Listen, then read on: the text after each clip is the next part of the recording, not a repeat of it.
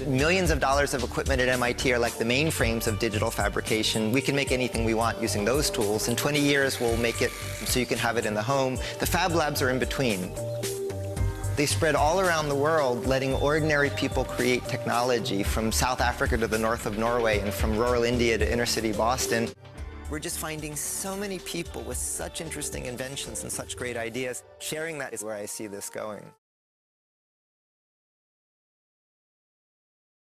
Sean Wallace, he was the original managing director of AS220.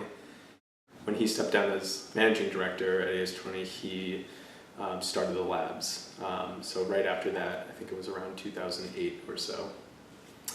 And it wasn't, I think, until about a year after where the labs sort of crossed paths with this Fab Lab initiative that was kind of starting at MIT. I would describe the Fab Lab at AS220 as a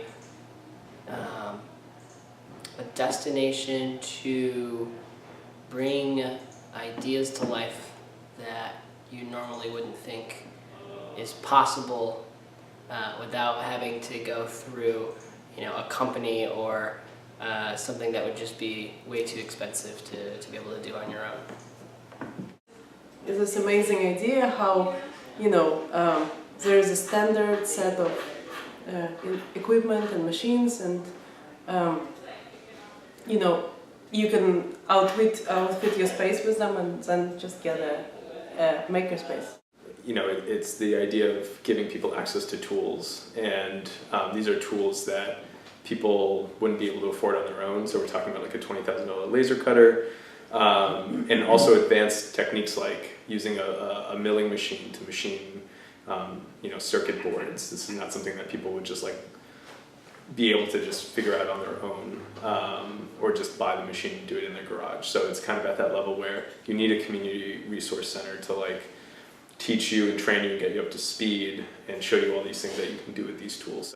More people being able to realize their goals, leading to a more diverse audience, with more skill sets, more people being able to enter job markets that they wouldn't have been able to do otherwise. You're now taking proprietary engineering and process and techniques and things that are normally I think contained in these manufacturing facilities and in these proprietary companies, and you're giving public access to it and you're building awareness of it. So you're enabling the general public on skill sets that would normally be only given to certain trained skilled workers at specific companies, and so now you're opening up this sort of box of skills to the general public, and you're seeing what they can do with it. And I think we're seeing a new wave of innovation. We're seeing a lot of people being able to innovate in ways that they couldn't before, mainly because they couldn't afford to. So I think before you had access to these tools at an affordable rate, you would have to spend far too much money to actually get an idea to actually be manufactured. So now people can join their local Fab Lab or makerspace and develop an idea and actually make it marketable without investing hundreds of thousands of dollars. Sometimes people think of them as oh, this is a place where people come with products. But that may not be the case. People may not always come up with the next business out of it.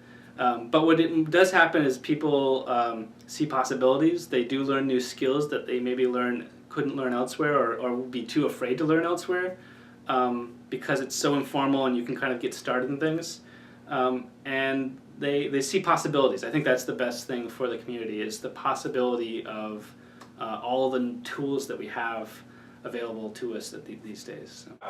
I'll have a conversation with someone and they're like, oh, we're trying to do this, this, and this, and yeah, I don't know how to do it. And it's like, boom, let's go over here. Let's go to the Fab Lab. I guarantee you we'll make it. It's an infinite possibilities of what we can make or what we can do between the machines and all the talent that's here. So that's one of the biggest things, is opening up my eyes to nothing's impossible. I would say I almost learned more in the last year I've been here than I have maybe all through college, 4 years of college.